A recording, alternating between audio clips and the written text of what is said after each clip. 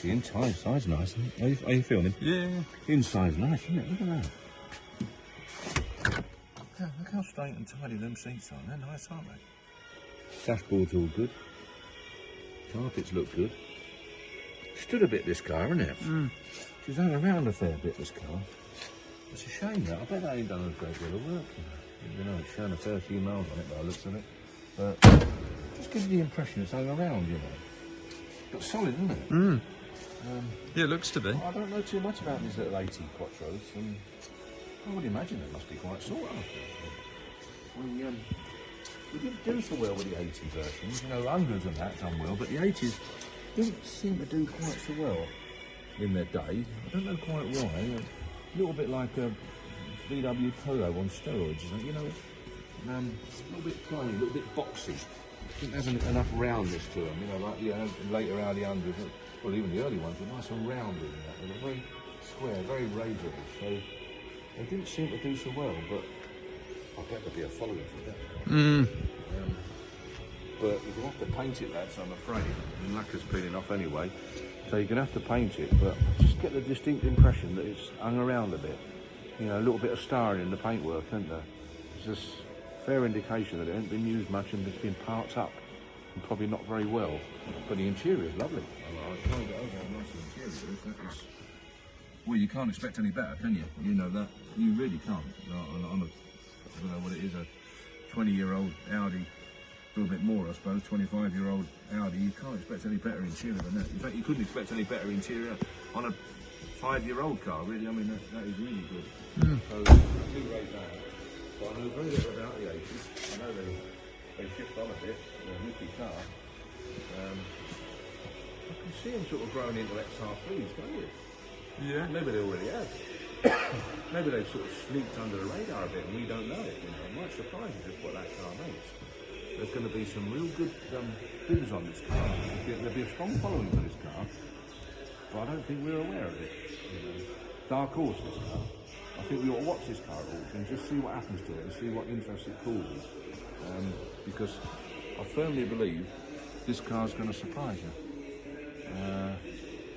There's going to be some good, strong Audi men out there that really quite fancy this car, and I think that will be affecting the price. So my advice to you guys that are interested in it is just come and have a look, and I think you'll agree with me that it is a very, very straight car, but one prep. Now there's no point saying that use it as it is, or whatever, not really, I don't think you do. It's picked up in a lot of places. There ain't a panel on it that don't want painting because of it being picked up and scratched and all the rest of it. So it's not good enough to use, or this, what can I say, this type of car, this particular model of car wants to look an awful lot better than what it does. If it looked that little bit better, you could say, well, I'll use it for a couple of years, then I'll paint it. But I don't think you'll be satisfied with that, guys. I think you'll agree with me, when you come and see it, you'll have to get it bought and get it in and get it painted. And then gorgeous. With a beautiful interior like that. Wheels are refurbished nicely. Bumpers are all good and straight, look right level. But it's like all this picked up, look, all this picking up business. It just strikes me that it's been used and then parked up. Which I know a lot of cars like that, but when I mean used pretty hard and then parked up. And parked up not very well. But it's been caught in time, it's fine. It's not rotten, you caught it in time, you get it painted, make it look really nice, make it look as nice as the interior, and you're there. But ain't it easy, really, when you think about it. You get a car like this, you have to do something with the steering wheel, it's got a bit of wear on there. But when you get a car like this that's so nice inside, so attractive in there, feels right, smells right, then all you're left with really is a wheel refurb and a paint job. And all of a sudden, woof, you've got a fantastic looking car, brilliant looking car. Now, that's the way to do it. You know, you haven't got to start finding wings and you haven't got to start cutting lumps out of wheel arches and that. You don't want it.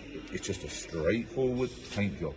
Into your local body shop that knows how to do a good job, do a proper job on it, nice job on the wheels, all of a sudden, woof, you've got a fantastic looking car. What a basis.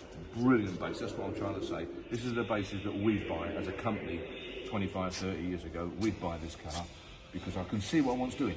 There's no hidden problem as far as I can see. I mean, I've not been underneath it or anything on that sort of line, but cosmetically, there's no hidden problems. What you see is what one's doing.